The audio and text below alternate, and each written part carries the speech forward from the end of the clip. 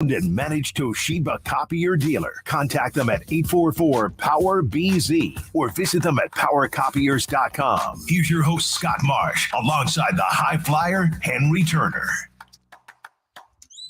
And a very pleasant good afternoon to you. Welcome into game night right here, Sactown Sports 1140. Scott Marsh along with the high flyer, Henry Turner. Kings starting one of their last road trips of the season in Chicago tonight to take on the Bulls. Chi-Town. And they had a beautiful day there yesterday.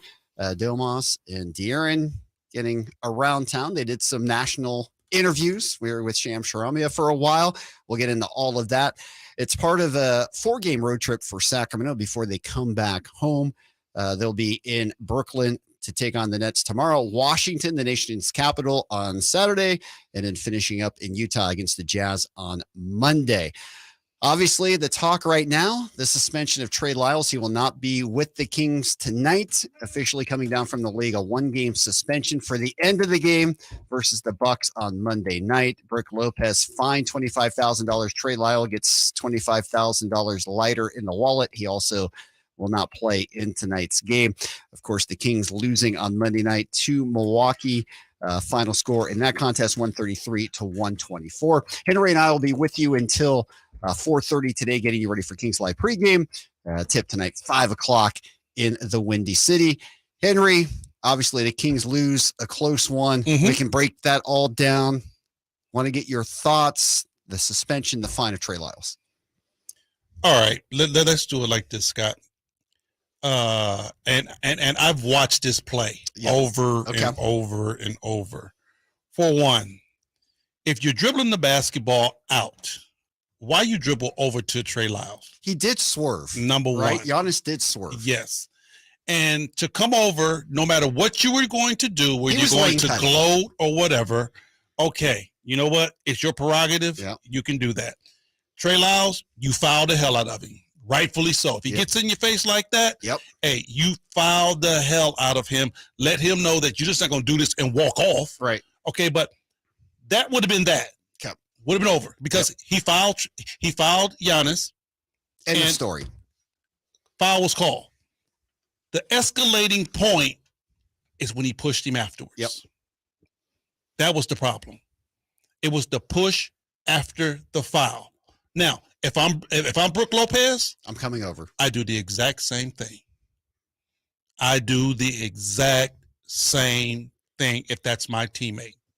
So, but if I'm Trey Lyles, I do the exact same thing minus the shove at the end. Yep. That's where it went overboard. And I would agree with that. I think all of that is exactly on point. And I'm not surprised what the league did here today. No, not at all. You know, first of all, you fine both of them, but Trey gets a bigger fine because he was the one that escalated it with the shove. I understand that. Yep. Agree with that. If you have a different opinion out there, you're driving around on what's a beautiful Wednesday afternoon in our capital city, you can do so at 1-800-920-1140. And of course, a reminder, we're up and running on our YouTube site as well, Sactown 1140. You can join us in the chat room there. We'll be talking during the breaks exclusively there as well. All right, let's talk about the game a little bit because that's the bigger point here. The Bucks overcame a 15-point first half deficit. Teams do that all the time. Bigger issue, the Kings gave up 80 points to the Bucks in that second half. I mean, it's Milwaukee. Yep. They're one of the best teams in Could the be East. The champs again. Okay, no shame to drop a lead because they came out, the Kings hit first, and they did what they were supposed to do. They came out and they set the tone and they got up early. You're playing against a championship team. You know, we know that basketball is ebbs and flows. It's a roller coaster ride. It's up and down. Milwaukee goes in and they make adjustments, rightfully so, what they're supposed to do. Yep. Now, at the end of the day, you really have to find a way how to stop their superstar players. And when we talk about Giannis, and this is specifically with Giannis, if you don't pick him up, now this is the way I would have coached it, Scott. Yep. If you don't pick him up, whoever's guarding Giannis, you need to be within arm's length of him at the half-court line. And I'm talking about when he has the ball in his hands. When he gets to the top, when he gets to that three-point line, it's too late. No. Somebody needs to stunt. Yep. Somebody needs to start to act like they're about to double team to get him to release that ball. And then it's his man's duty to just make it hard as possible for the ball to come back to Giannis. But you cannot expect anybody, not even on the Sacramento Kings, anybody in the league to guard Giannis coming up the floor with a full head of steam, and you think you're going to stop him from getting to the basket mano a mano. It's not going to happen. And see, another thing that the Kings did, Scott, is that they went to the zone, which has been pretty good for them. Mm-hmm. Now, they don't run a good zone, but it's been pretty effective against other NBA teams. Yep. But what they did was they went to the zone, and who got the ball in the middle of the zone, a.k.a. the Greek Freak? Yep. Now, he's standing at the free throw line, Scott, with the ball and the dribble, right? He's looking at a man one-on-one. If you don't pick him up at that free throw line, it's one-step dunk. Now, but Giannis is good enough now, Scott. He isn't that young kid anymore who just goes straight off when he gets the basketball. He's good enough now to where he catches the basketball, he surveys. If you step up, I will go around you. If a double team come, I got Brook Lopez on one side, and I got my other guy over on the other side waiting to shoot three-pointer. So it's like pick your poison, but you can't let a guy like Giannis pick his poison. You're going to die either way. No question. And obviously the Kings died by that sword. Giannis with 46 points coming back after missing the previous 3 games. He was fantastic. Obviously, Middleton got it going in the second half, and maybe part of the difference, too. The Kings were really good keeping Milwaukee off the line in the first half. Wasn't the same case in the second half, and Middleton really started feeling it. He got some free throws going and opened up the rest of his game. Well, what happened, Scott, is that the Kings started running stunts at Giannis. Middleton started getting open shots. Yeah. Once you're an NBA player, once you see one shot go down, you're feeling good about yourself. Brook Lopez was knocking down shots all night. Yeah, he was. You know, and then you got some of the other complimentary players. But the problem is you just can't let Giannis kill you that way, because, you know, I know it's a certain mentality to where you say, okay, well, we're going to let Giannis get his because he's good enough. We'll just try to stop everybody else. That's the wrong approach, because Giannis is good enough to where he will carry a basketball team all the way to the promised land. You have to get the ball out of his hands and let some of the other guys try to beat you. Yeah, agreed. And I thought the Kings gave a great effort. Oh, no doubt. Herter was fantastic. Sabonis, his 10th triple-double. Fox had 35. I thought it was a heavyweight fight. The Kings threw their blows. At the end of the day, the Bucks showed why, when they're fully healthy and they're locked in, they're probably the best team in the league. Scott, the Sacramento Kings took the Milwaukee Bucks blow by blow, head to head, all the way to the end. There's no shame in that game. You know, after that game was over, there's no slight, there's no shade being thrown towards the Sacramento Kings. And I tell you what, almost every media publication that I watched were still praising the Sacramento Kings for how well they played. It's amazing. The national media is all on the Sacramento Kings now. Boy, they on the bandwagon. That bandwagon has no more space. They might as well scream giddy up. Are sold out. And it's fun. They on the wagon. They are. The Lyles situation, obviously, I agree with you. I think the pushed it over the top. Is that a good thing in the long run for the Kings? They don't have him tonight. Might affect the outcome in Chicago, but in the long run, is it good for the Kings to show that they've got that fight? Is it a rallying point for the Kings? Understand this. Trey Lyles might be, let's say, on the pecking order for the Sacramento Kings, number 7 or number 8 at best. Yep. Okay, yes, he does a lot for this basketball team. I will not, throw any type of shade at what Trey Lyles does. I love the guy. I think he's a great addition to this basketball team. And I love his mentality and his insight towards the game. He has one of the best basketball IQs on this roster. But I'll tell you what, love what he did. He just showed right then, yes, you know what, I'm a guy coming off the bench, but ain't no punk in my game. We're not going for that. We're not having that. And I'll tell you, Scott, and if I was in Trey Lyles' jersey, I would be $25,000 less too, because I would have done the exact same thing. I love Trey Lyles for what he done. He's let everybody know that, you know what, the Sacramento Kings might be a New Jack team in this thing called success, but we're no pushovers. Exactly. Can't push us around. And Mike Brown pretty much said the same thing after the game. I didn't even hear that. Yeah, I didn't even hear that. But at the end of the day, that's what I saw, and that's what I took from it. Yep. No, agreed. And again, it was a great effort from the Kings. They have shown now, because we saw it obviously in Phoenix. They beat Phoenix on the road. Most people felt Phoenix the prohibitive favorite to win the Western Conference. I know no Kevin Durant, get that. And then they take Milwaukee, a team that is maybe the best team in the league right now, down to the limit. And give the Bucks credit. They executed when they had to late in the game. They did. They executed. Their big all-star guys stepped up. Drew Holiday played a solid basketball game. I love what Drew brings for the Milwaukee Bucks. He's one of the most underrated guards in this league, but he does just what the doctor orders. And they might be the only team collectively that can keep De'Aaron Fox out of the lane late in games. Well, here's the thing with that, Joe. Look how long they are. Yeah. You have Giannis and probably Middleton, who basically, their wingspan is like a 747. You have Drew Holiday, who's on him. He's a big, rough, tough guard. And then you got to go over the top of Brook Lopez, who's 7'2". Yeah. So they have a very good defensive presence out there. So for De'Aaron to still be able to get 35, hey, man, I salute you. No doubt. He found the way to score. It just wasn't the traditional. We're seeing De'Aaron getting to the basket a lot. And give the Bucks more credit for that. And Herter, again, contributing 28 points, 8 of 11 from downtown. He was electric. Kev stepped up, didn't he? He did. Red Velvet did his thing. He's fully back, no doubt. I don't think he left, but he is fully on fire where he was starting the year. Oh, no doubt. I mean, he had his struggles, like every basketball player does, Scott. I don't think you have one basketball player that don't have an off night or a couple of off nights. I mean, it's just the way it is. But, he never stopped trying to compete. That's my thing. When you a shooter, you shoot the basketball. That's what you do. That's what got you here. So, I would rather for my guard to go 1 for 10 than to stop shooting and go 1 for 3. No doubt. All right, Kings on the road trip now. Again, 40-27. When we come back, we'll talk about the Western Conference. The Nuggets lose again last night. They've lost 4 straight. Big road trip for the Kings. Can they climb up the ladder even further? We'll get into that and a lot more. It's game night right here, Sactown Sports, 1140. All righty, we are clear on YouTube. Kyle, what do we got today, my friend? We've been talking a bit about the suspension for Trey Lyles, which I feel like is ground you guys covered pretty well. Thank you. Henry, I wanted to bring up something that you mentioned back here in the studio, which is, maybe the next time they play Giannis or a player of his caliber, you believe in the young guy, Kessler Edwards, in being the guy to step up on Giannis or a top defender on another team.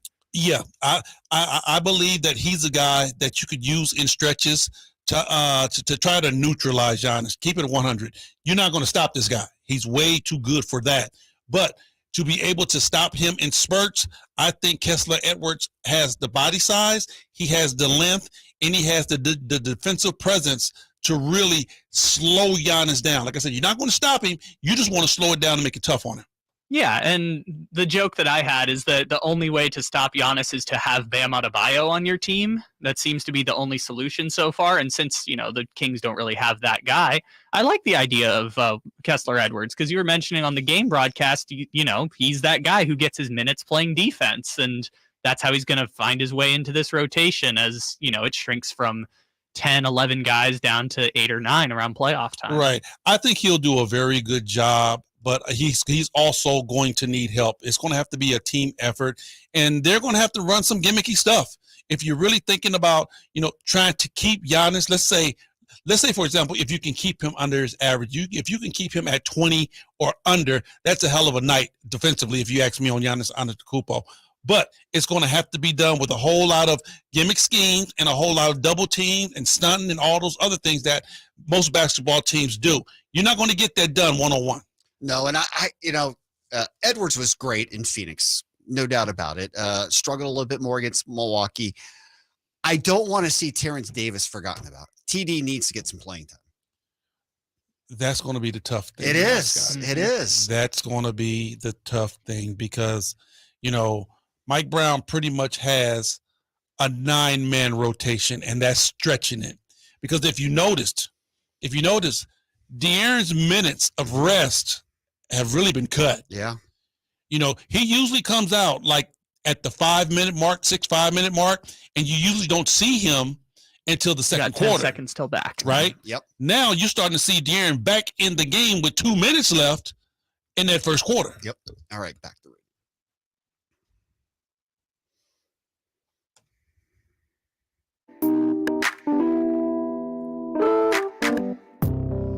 Welcome back into game night right here, Sactown Sports 1140. Scott Marsh along with the high flyer Henry Turner will take you until 4:30 today. You can join the program 1-800-920-1140. Call us there. You can also jump in on the chat room on our YouTube page, Sactown 1140. Of course, you can always watch us on our website, sactownsports.com. On our mobile, you can find us everywhere. Hey, just look. Just give it a look. And if you like what you see, hit the like button as well. That helps with the cause also. All right, Kings and Bulls tonight. We'll break down that matchup a little later on the program. Game night is always being brought to you by the Power Business Technology. Experience how the Power of Family can help you with your business copier needs. Give them a call today, 1-844-POWER-BZ, or go to powercopiers.com. As we look at the Western Conference standings right now, the Kings are in third place. The Grizz have somehow won 3 straight, despite all this Ja Morant mess and Brandon Clark out for the year and Steven Adams still out. But they've been able to take advantage of a Mavericks team without Luka and Kyrie. That's helped the cause. So they're 1 game up, 41-26. Kings at 40-27. But right now, Denver, they're in a tailspin right now. They have lost 4 straight. They lost again last night. Not sure what's going on with them. Malone calling them out after the game. Obviously, he's not happy about what's going on. And he said the team's become, quote unquote, soft and that they're just kind of coming out and playing chill. Those aren't words that a head coach likes to use very much. No, but I definitely can understand where he would be coming from because, you know, when you have a basketball team, Scott, and you're in first place and you are 5, 6, 7, what were they, 8 games above everyone else? Yeah, they had a comfortable lead. Right, a very comfortable lead. I can definitely see players come out and just being lackadaisical. You're taking the game for granted. You think that, okay, well, we're so far ahead and, you know, we're so dominant at this particular point. All we have to do is show up and teams are going to lay down. That's not the situation. Not at all. Do you think that's what's happened with the Nuggets? Yeah, I think that's what happened with Nuggets. Okay. You know, I also think that, you know, the Golden State Warriors had that same mentality also. You know, last year when they won the championship, it was like they thought that they could just, you know, wait and just show up and teams were going to lay down for them. You know, just so happened for the Golden State Warriors, they were able to hit the light switch and get there. You know, I think that's their main mentality now. It's like, okay, well, we'll still be able to hit that switch and we'll be able to get there. It's going to take a Herculean effort for them to get there, but they did have that mentality. Yeah, and of course the Warriors at home, great road, different story. The Nuggets losing to the Raptors last night, 125-110. They weren't really competitive in this game. They were down big time after the first half. They gave up 72 points in the first half. And that's despite, I mean, the Joker's put up decent numbers. He's had 2 triple doubles in this 4-game losing skid. Last night, I mean, you look at Jokic's numbers, 28 points, 8 rebounds, 7 assists. So he's still putting it together, at least on the offensive end. Do you think this losing skid is going to derail his chances of a three-peat? No, I don't think so. Because you just said it. He's still giving his numbers. Yeah. It's the rest of the guys that's coming up short. You know, so I don't think that's going to put any type of dent in Jokic's run for the MVP. Now, I'll tell you what it does. Now, it's going to make the top 4 much more interesting now. Remember, we thought the bottom was just, ooh, it's interesting because, you know, this team is getting better and Kevin Durant's here and, you know, the Golden State Warriors are healthy. They got Steph Curry back. And you weren't even talking about the top 3 or the top 4. Is like, okay, that's what it is up there. No, it puts a whole nother spin on, okay, what could possibly happen at the end? No doubt. And of course, Phoenix, they lose to the Bucks, who impressively on a back-to-back, they beat the Kings Monday in Sacramento. They go into Phoenix and they beat the Suns 116-104. Giannis 36, 11, and 8. The Bucks are the first team, by the way, they got to 50 wins. They're also the first team to secure a playoff spot. And look at how they won that basketball game. How many times did Giannis go to the basket? Yep. How many times did Giannis get fouled? How many times did Giannis go to the free throw line? And they also only gave up 20 fourth quarter points. Wow. I mean, they're a good basketball team, man. They're a good basketball team, and they got one guy that can't be stopped, and they have the other complementary guys that play so well off of that free. No doubt. And, you know, again, as you look at the Kings and below, the Suns have now lost 3 straight. So they're still 5 games back of Sacramento in the loss column. The Warriors have won a couple of big games at home, but they're still 6 back in the loss column. The Clippers have won 3 straight, but they're still 6 back in the loss column. I mean, the Kings, it doesn't feel like there's much chance that they're going to fall behind the 3rd spot in the Western Conference. They're 4 games back in the loss column of Denver. They're 6 back in the win column, so they're technically 5 games behind. But again, as we talk about Kings moving up, Kings moving down, I still feel like the better chance for them is they continue to move up and not down. Oh, no doubt. And I definitely think that the window of opportunity is still there for those guys to, move up and try to make some noise at a higher position. Once again, though, but their destiny is still in their own hands. That's the part that I like about it, Scott. They're not looking at any of the teams saying, come on, fellas, we need y'all to help us out. No, it's all on the Kings. No doubt. And, just the conversation about MVP, the Sixers now, because I do think it's the Joker or Embiid. Right. 76ers have won 5 straight. They're 45-22. They're rolling. Embiid is playing like an MVP. I feel like right now, if the vote came down, I feel like Embiid is 1 and Jokic is 2. I do too, and I'll tell you why. And it's not because of numbers. I think that when you are an MVP and you win the award, then you come back and you go back to back and you win the award. Mm-hmm. And, history has proven this. You come back that 3rd year and you play even better than you played the year before. But it's just one of those sentiments to where everybody in the league is tired of seeing you get the award. They want to give it to somebody new, a la what happened to Steve Nash when he went back-to-back, because that 3rd year, Steve Nash was up for MVP. His numbers were better than the previous year. Giannis, another one. He should have won it 3 times in a row, but he didn't. Yep. I think it's all one of those situations, Scott. So, I think Embiid is definitely the front runner. But I'll tell you what, how far back do you think Giannis is right now? That's my point. Yeah, Giannis has won it twice, and he could have won it almost every year for the last 4 or 5 years. And is there any doubt in your mind? I mean, MVP conversation based on what you look at it, there's not a criteria for it. Your definition might be different than mine. But is there any doubt in your mind that Giannis is the best player in the world right now? Oh, definitely there. He's definitely there. It's a bunch of great players. Yes. And when you start, if you were choosing a team right now, Jokic, Embiid, or Giannis, who would you take? Embiid. Really? Embiid. Wow. Okay. Because for me, he's the most dominant player in the game. There's nobody who can match up with him one-on-one. If you say the Joker wants none of Embiid one-on-one. Now, love Giannis' game, and I think he's a hell of a basketball player.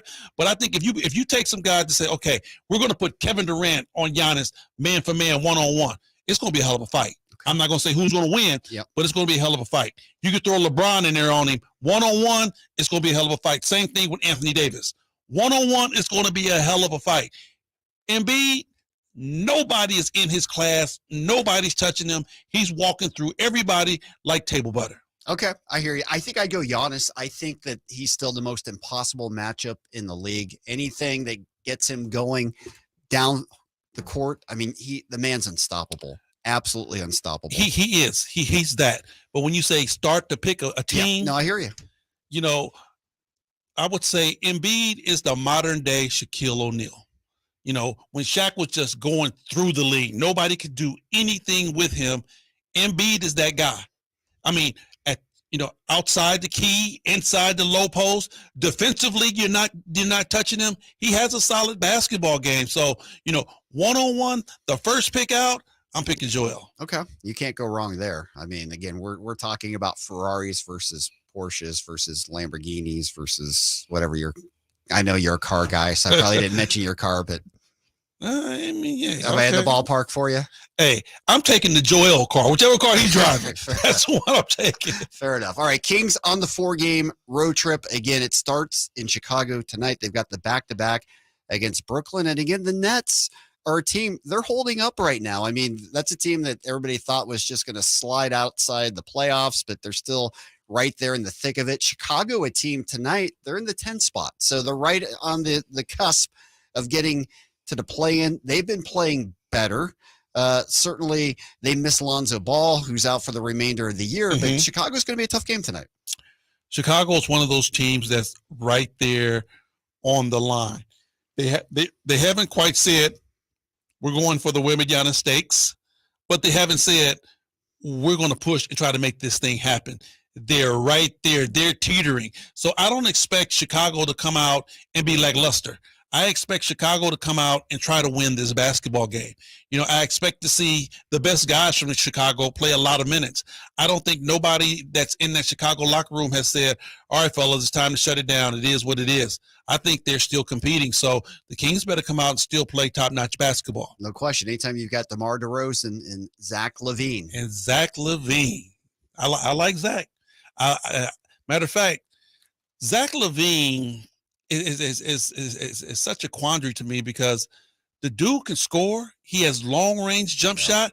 He's a freak of nature. He jumps out the gym, and he doesn't get quite all the accolades I think he deserves because he isn't that terror on the defensive side. Yep. Offensively, he can definitely go with the best of them. Defensively, he's a little shy. Yeah, no doubt. He at times feels like he's just playing Olay defense, but offensively, when he's going, there's not many more people more fun to watch. Man, when he's going, he's a tough act to follow. And then, we know what DeMar DeRozan brings. I mean, he is just mid-range James. The way he scores and the way he plays the game, he's so fundamentally sound, is fundamentally fit that you're not going to be able to stop this dude. No doubt. And the addition of Patrick Beverley's really helped with the toughness of this team. Every team needs that guy, Scott. How many times have we talked about, championship teams and what they need? And we go over offense, we go over defense, we go over rebounding, all of those things. But every NBA team that has won a championship has had one dog on their roster. If you don't have that one dog, you're not winning. No doubt. Because nobody is going to set that tone, and Patrick Beverley is it. He is willing to set it. No doubt. I mean, and you need him. He's the Trey Lyles of Chicago. I wouldn't call it Trey Lyles now. I hear you. All right, we'll take the break. When we come back, we're going to look around the league. Other games going on, and, of course, we'll continue the matchups tonight. Kings and Bulls. Game night is always brought to you by the Big Brothers Big Sisters of Sacramento. If you have a heart of service, you want to do something good in the community, you want to help kids who are out in need, this is a great cause. There's many kids ages 7 to 18 being raised by a single parent. They could use a mentor. Find out more information about this. Call 916-646-9300. Visit bbbs-sac.org to learn more about being a volunteer mentor. More of Game Night coming up right here. Sactown Sports, 1140. Alrighty, we're good on YouTube. I got to take this call real quick so you guys can fill real quick. Kyle, we can carry for you for a little bit here. All right, so going on this 4-game road trip, do you have a number in mind of what the Kings need here? Do they need a sweep, 3-1? Normally, we say the definition of a good road trip is 2-2. We're late in the year. Do you feel like that's still the case, or do the Kings need more? That's still my barometer, Scott. I still think this team needs to go 500 on the trip. I know where the team is. I know they want to push. They don't want to fall, but 500 will be good. I'm not asking the Kings to go undefeated for the rest of the year. I just want them to play good basketball, good, solid basketball. Do what you've been doing all year, and that's not going 2, 3, 4, 5 game losing streak.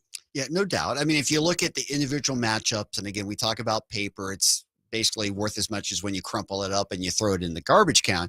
But they're going to be favored in all 4 games. They're going to be favored Chicago tonight, tomorrow night in Brooklyn, even though it's on the back-to-back. The Wizards, they'll be favored in Washington, D.C. And, of course, the Jazz to finish things up in Salt Lake City, another team that's much further down in the standings. You could always look at the paper, Scott, but I'm sorry, I'm old school. I take it game by game because I know on any particular night, any NBA team can win if they get hot. So at the end of the day, I'm looking at it as Chicago. You take care of business here, and you move on to the next. Yep. Kyle, you got some thoughts on that? You're back. Yeah, I am back. Whoever was on the phone hung up. So that's rude. Yeah, I know. It's okay, though. I'm not mad at them. I understand Henry being old school because picking Embiid over Giannis, that's as old school as it gets. Just put it down low and let him just barrel through people. And I actually agree with you on that one, Henry. I think Joel Embiid's an incredible piece that can play with almost anyone. And I think that the road trip specifically, the Sacramento Kings should win 3 out of 4 at this point. That would be my guess at this point, because they're going to be favored in all of these games. The teams they're playing are, I believe, 10th, 11th. The Jazz are 11th or 12th right now. They're all lower rung teams. I mean, not, besides Brooklyn, none of these teams may not even be in the playoff or play in. Yeah, and Brooklyn, it's hit or miss every night with them. Sometimes they come out and they run people out of the gym, and then they're kind of treading the 6th seed right now. I think if they come out 3-1, we should feel good about it. Even if they come out 2-2, it shouldn't feel awful about it. Like, as long as they don't drop the really bad game where not only they lose to a team they're supposed to beat, they get beat pretty bad. As long as that doesn't happen, people should feel good about it. Fair enough. I think what it comes down to, how many wins are the Kings going to need to get the 2 seed? How many wins are they going to need to possibly threaten for the 1 seed? The Nuggets are 46-23. Kings are 40-27. What's it going to take, you think, to win the Western Conference? To win it? Yep. You're going to need 50 plus for sure. I mean, the Nuggets are going to win at least 4 more games. They've got 13 left. Yeah, you're going to have to go 50 plus. And see, now I've talked about how I say Sacramento has control over their own destiny, right? Yep. In order for them to leapfrog Memphis and go straight for the Denver level, they're going to need some of the teams to help them out. Because they're going to need Denver to go on a losing spree. They're going to have to continue losing. Yes, Denver is going to have to continue losing. They're going to have to make other teams help them out. So, it's going to take a lot. I'm not saying it can't be done, but they're going to have to definitely get some luck from some other teams. No doubt. Well, I mean, the Kings certainly, 10 seconds. With 15 games left, 10-5 would put them at 50 wins. And then, they're going to need more than that. So, I mean, the clip's going to have to be crazy. We'll get into that more as we come back on the radio side here. Welcome back into game night right here, Sactown Sports 1140. Scott Marshall on with the high flyer, Henry Turner, taking you until 4:30 today. Kings Live pregame at the bottom of the hour. Tip tonight, 5 o'clock, Kings and Bulls. G-Man is always with the call, first of 4 on the road. And as we said, the Kings are 40-27. We look at the Western Conference standings. The Nuggets, 46-23. The Grizz, 41-26. Kind of threw out there in the chat room on the YouTube side. How many wins would the Kings need to win the Western Conference? The Nuggets have 13 games left. They've lost 4 straight. Let's just say Denver goes 500, and we'll even make it 6-7. So they finished 52-30. That means the Kings would have to win at least 12 to tie them. I've got to look up the tiebreakers, but that would put them at a 12-3 pace to finish the year. Whew, I love They've that. won 8 of 10. I love that. I would love that. But then again, how much pressure you putting on this basketball team. At the end of the day, if they can do something Herculean like that, I'm with it. Shoot for the stars. But, right now, I still want to see them just continue to play good basketball. Yep. Don't go into a skid. Be able to win basketball games. And if you lose 1 or 2, it doesn't hurt you. Bounce back and get another 1-2 win. No doubt. And when we talk about pressure on the team, is there any level where the pressure is too much to put on this team? It feels like they've just hit every barrier that's been put out there and just run right through it. They've checked off a bunch of boxes, Scott. But when you start talking about getting to that number 1 spot, I think that's a lot of pressure to put on a basketball team. Okay. All right. Well, having a home playoff series at a top 4 spot is a great place to start. And if they get to the 2 seed, they will at least have the first 2 rounds. So, and that's exactly, my point right there, Scott. We talk about the pressure. We're talking about getting to the 1 seed. Yeah. They haven't even gotten to the 2. Okay. Yep. So that's what I'm saying. Pressure right there, give them a type of situation to where they can achieve. Okay. Let's shoot for that number 2 spot, and it's like, okay, well, we're in 3 now. We win a couple of games and things fall right. We can get there. Just don't leapfrog over Memphis like you think it's just going to be so easy and you going for Denver. Like I said, 1 game at a time, 1 step at a time. You just can't leapfrog over stuff and say, this is our goal now. Yeah, no doubt. Maybe we're underestimating Memphis and what they're going to do. I mean, it feels like with Morant out, who knows how long, the other injuries, that they would just naturally fall. But, as we said, they've won 3 straight going into tonight. Right. They're still able to win basketball games. Even though Ja Morant is out, they have no idea when he's going to come back. Steven Adams is still a big question mark. So, but they're still able to win. Yep. So at the end of the day, can you really look at Memphis and say, okay, they're done? No, they're winning basketball games. They are, bottom line. All right, looking at the games from last night in the league, the Lakers, again, they beat the Pelicans. That was a big game because both teams came in there hovering in that possible play-in situation. The Lakers now a full game up on New Orleans as they won that game on the road, 123-108. Anthony Davis, 35 and 17. You know what? I was watching ESPN, Scott, and I don't know. I'm trying to think who said this. It was an ex-player, and he was like, this is the time to where LA is going to see, are they still in the Anthony Davis sweepstakes? LeBron is out. They're going to give Anthony Davis so many games to look at him and say, okay, are we still all in on the AD movement? See how well he plays. If AD can play the way they think he can play and the way they want him to play, they still ride with AD.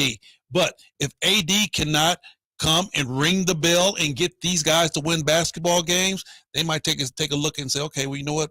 We're out of here. AD's going to get moved at the end of the year. Well, here's the thing about AD. Even though he had that great game last night, he's not going to play tonight in the second night of a back-to-back. And see, that's another situation right there also, Scott. It's like, can we depend on Anthony Davis?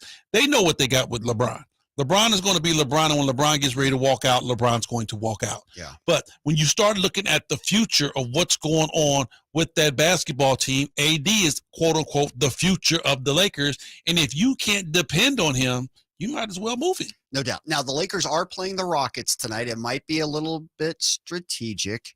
I'm not saying he wouldn't set regardless of who it is, but the Lakers, if there's any team that you'd want to be without AD, it's the Rockets. No, I mean, we understand that as a strategic move, no doubt. But you also have to look at where the Lakers are. Yep. No, they're fighting right now for their lives in terms of the play-in. They're currently in that 10th spot. They're tied. Can you believe this? The Mavs are under 500 now. They've lost 3 straight. They were in a playoff situation before the Kyrie trade, and so far it has not worked for the Mavs. I mean, they've won 3 of their last 10. I mean, Scott, look at what 3 games do to you as a basketball club. Yeah. When you're in that slot.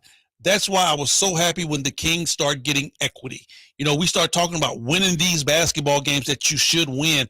And I'm like, nice, very nice. Pick them off one by one, because it's going to come a time to where you're going to need that equity, and Dallas didn't have it. So when they hit a 3-game losing skid is nothing in the league. No. But it's a lot when you don't have that equity.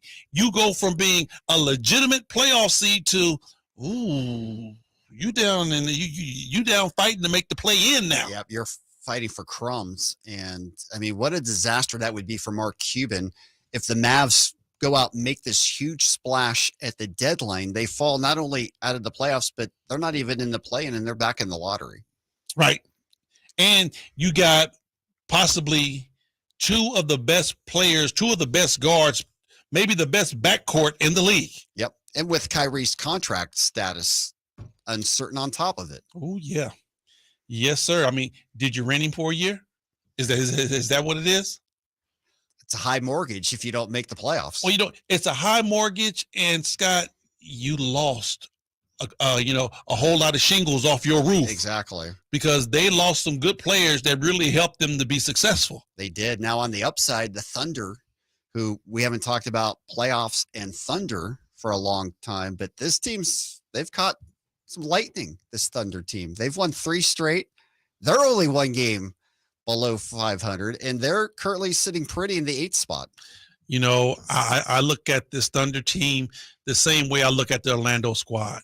A bunch of young guys, man, who are really trying to solidify themselves in this league and playing hard, going out, winning basketball games, playing together, because at the end of the day, they have nothing to lose. Everyone thinks that the Thunder would be, just tanking anyway. So you go out, you play hard every night, and if you can get some wins and you can shock some people, Man, look at what the Phoenix Suns did when they went into the bubble. Yeah. The Phoenix Suns was the joke of the bubble. Why are we going to let this team go? Why is this team in here?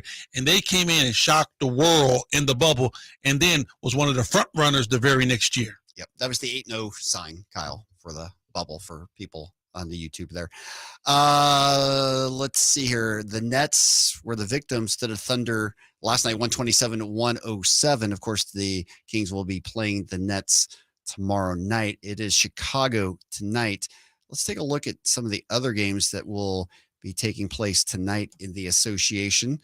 76ers and Cavs. Now, Donovan Mitchell did not play last night. We'll see if he is a go tonight. The Grizzlies and the Heat. So a tough one for Memphis tonight in Miami.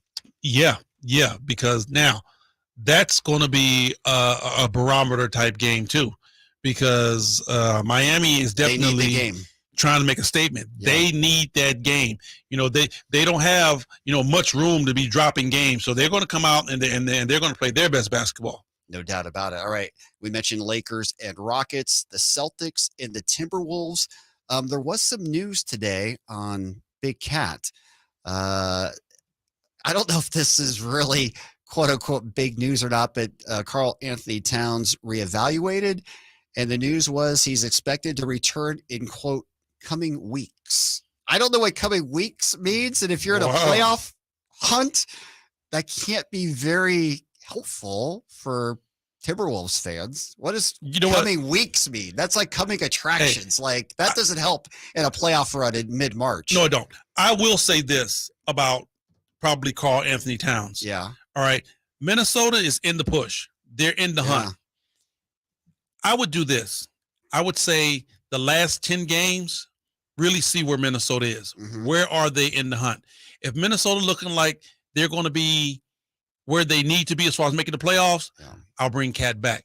But if you're just going to be in the play-in, I'll keep Cat out. For what? I mean, why bring him back? It's been really kind of strange how the Timberwolves have handled this whole situation. I mean, we have heard nothing on the Big Cat and his health. And even when Minnesota was here, we talked to their broadcasters like, hey, we don't know much about it. I mean, it's like if you put out a release and your release is he'll be back in the coming weeks, and then updates, quote, will be provided when available. Like, why even put that down? Nobody knows what's going on with Big Cat except those guys on that team that see him. Mm-hmm. Because I'm pretty sure if he's working out and, doing things, rehabbing, doing whatever he is with the basketball team, they know how far along he is. Because before they're going to bring him back, he got to get practice. And you have to get play time up and down in practice. So if you don't even see him going up and down, the guys know what's happening, and they know how far out he is. No doubt. It doesn't feel like he's coming back the way, it's being described. At least, from the release, you certainly don't get that feeling. The Timberwolves are above 500. They're in the 7th spot. But I will say this. Team. But I will say this, Scott. Let's see if they roll in there and they make the top 6. Yep. You know what? Those last 10 games, that's where you use to get Karl Anthony Towns back. No doubt. But, they've got 13 games left. So coming weeks, he's not going to be back for the last 10 games. Let them be in a run. Yeah. Let them be in a close run. All of a sudden, weeks becomes days. And then days becomes hours. And doubtful becomes questionable. Because, see, he's probably – if I have to look in a crystal ball, he's probably practicing with the team right now. Okay. Now he might be doing he might not be doing no strenuous practicing, but I bet you he's going up and down with the team right now. And he probably is on a minute restriction, play him a couple plays here or whatever. Let it get tight to where it looks like they can push, and all of a sudden Karl Anthony Towns probably be ready in the next 2 or 3 games. All right. And he'll be right back. Okay, we'll see about that in the Big Cat. All right, Mavs at Spurs, almost a must-win for Dallas tonight. If you lose to San Antonio, you're in big trouble. And the Warriors, this is a barometer game for them tonight on the road versus the Clippers. Chance for win number 8 on the road tonight. My question, is it really a barometer game for Golden State? Because they've stunk, not struggled, stunk on the road the whole year. Yes. So barometer, I don't know, because honestly, Scott, it's so crazy to me because they play these great games at Chase Center. Yeah. Can beat Any team. Championship team at home. Championship team at home. On the road, fall off the cliff. For the Rockets. How can you be a championship team, but you fall off the cliff when you hit the road? It's interesting because even Steph Curry's asked that question, and his answer was, I don't know. And if Steph don't know, yeah. that would be a huge problem for me, because if you don't know, that means you have no way of fixing it. Yeah, but they are the Warriors. They are the Warriors. There's a belief that they're going to figure it out at some point. Okay, I understand we believe in all of that. But as of right now, no one believes you can win on the road. Nope. Well, we do believe the Kings can win some games on the road here. So when we come back, let's focus in Kings and Bulls first of the 4-game road trip. We'll come back. We'll get you to the Who's on the Floor report. We know Trey Lyles will not be out there for Sacramento. Who else will be missing? Game night right here, Sactown Sports 1140. All righty, we are clear. All right, what do you got for us in the chat? Well, when you were talking about Oklahoma City, I had to give some love to my boy Shai Gilgeous-Alexander. He's one of the best young players in the league. There's no doubt about it. He has been one of the best players in the league this year. If it were not for him, that team would stink, and they might make the playoffs at the end of this. So congratulations to Oklahoma City for sure. And Shai Gilgeous-Alexander has been incredible for them. I'm glad they didn't trade him. Yes, he has been amazing.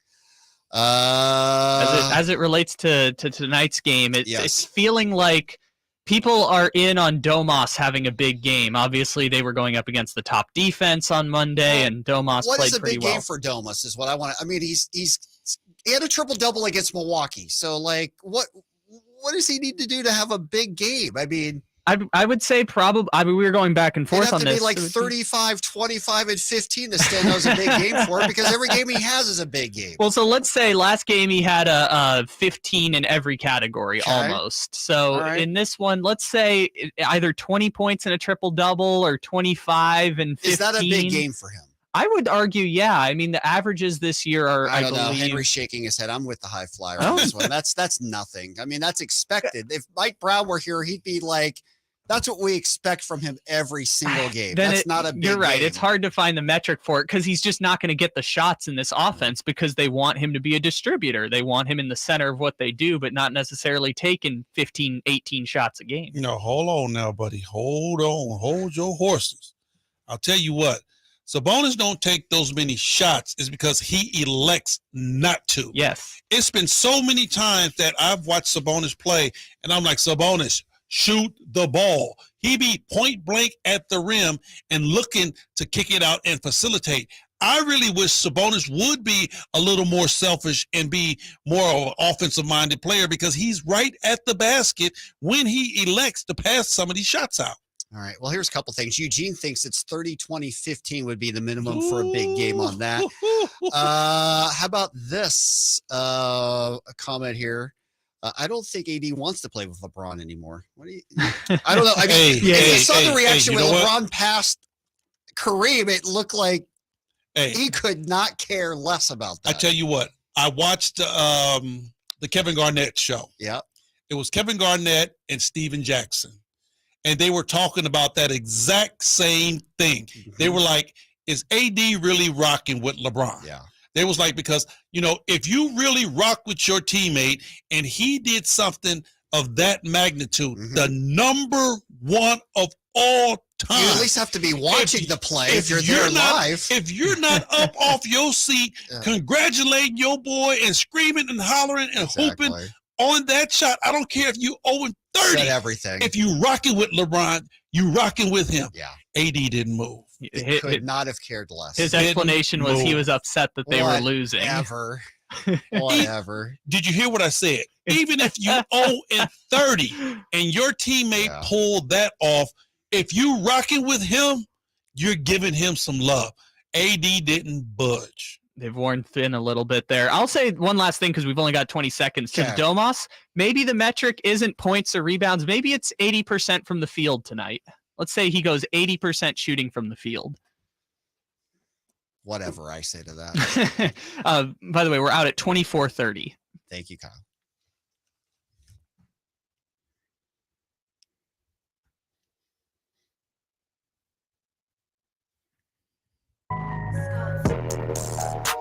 Bradley, thank things up on game night right here. Sactown Sports 1140. Scott Marsh along with the high flyer Henry Turner, Kings and Bulls. It's time for the Who's on the Floor report. It's brought to you by Gold River Floors. Employee owned, 3 locations to serve you. Sacramento Flooring off Power Inn Road in Sacramento. Gold River Carpet One off Highway 50 in Rancho Cordova. And Gold River Flooring America off East Bidwell in Folsom. For the Kings tonight, we know no Trey Lyles, 1-game suspension for the altercation on the end of the game Monday night. He'll also pay a $25,000 fine. Nobody else missing this one for the Kings tonight. Again, health has been the number one issue for the Kings. It's been best. You know, the best ability is availability. The Kings have had that for the most part all season long. As for the Bulls tonight, no Lonzo Ball. He's out for the remainder of the year with that knee injury. That's really hurt their cause, high flyer. Then the one we're still waiting on is Alex Caruso. He's questionable with an illness. We'll have more during Kings Live pregame on that. I like Caruso a lot. He's another energy guy. And when you talk about like what's a missing piece with the Bulls, they've got some star players in DeRozan and obviously Levine, but Caruso's that glue guy, that energy guy who just kind of brings things together. I will say this: the Lakers ain't been the same without him. No, they haven't. You know, he was their Kurt Rambis of that. Right. You know, you can look at players like that and say, they're expendable. You know, we can bring somebody else in that's going to give us a little bit more than what he does. No, he's that guy that's going to go out and do everything that you ask him to do. He does the work that the pretty guys will not do. You need one of those in every team that you have. You do indeed. And obviously, you know, when you break down the Bulls, you've got this great backcourt with DeRozan and Levine. DeMar DeRozan, again, we talk about underrated players in the league. He certainly qualifies as one of the tops. Yeah, he does. You know, for what he's able to do out there. But it's crazy, Scott, because it seems like at certain points too, he gets lost. Mm-hmm. He gets lost in the sauce when you start talking about, you know, where the Chicago Bulls should be winning basketball games. Certain games, he just don't show up. Which is hard to understand. It is. It's hard to understand because he's so talented. Yeah, no doubt. He is. It's a mystery there. The Bulls, 11th spot in the East right now. If I had to ask you to pick your 4 play-in teams between the Hawks, the Raptors, the Wizards, the Bulls, I think the Pacers, they're still in it at 31 and 38. I'll throw them in there. Okay, so those are the 6 teams trying to fight for those 4 play-ins. Hawks, Raptors, Wizards, Bulls, Pacers. Who would you pick out of that mix? I only gave you Heat is also in the play-in, so that'd be the other one. So Heat, Hawks, Raptors, Wizards, Bulls, Pacers. You got to pick 4. I'm going to knock out the Bulls and I'm going to knock out the Pacers. Okay.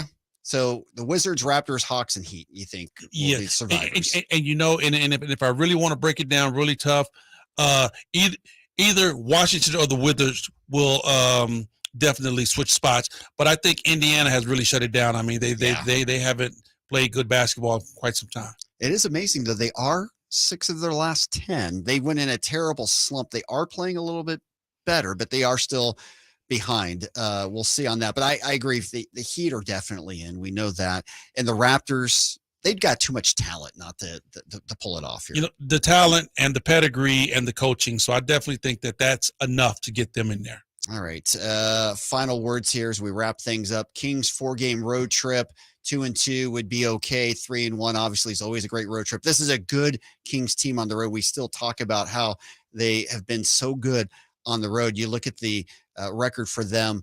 They've just been consistent between home and road. The breakdown for the Kings, 40-27 overall, 21-14 at home, 19-13 on the road. Wow. That's consistency right there. Yeah. Being able to get the job done. Scott, and it's funny. I'm looking at here at ESPN right now. It says which West teams will get last 3 seeds. Yep. For the automatic, and they had some teams on there that you would have never thought would have been down fighting out of those last 3 seeds. All teams you would have thought automatically or second round playoff teams were up at the top if you took just a poll from the beginning of the year. Absolutely. All right, that's going to do it for game night. High Flyers, always great to work with you. Have a great call tonight. Yes, sir. All right, coming up next, Kings Live pregame. It'll be Jason Ross in this seat here And then, of course, 5 o'clock tip tonight. G-Man with the call. Kings and Bulls. 4-game road trip. Keep it tuned all afternoon and evening long. Sacramento Kings basketball right here on Sactown Sports 1140.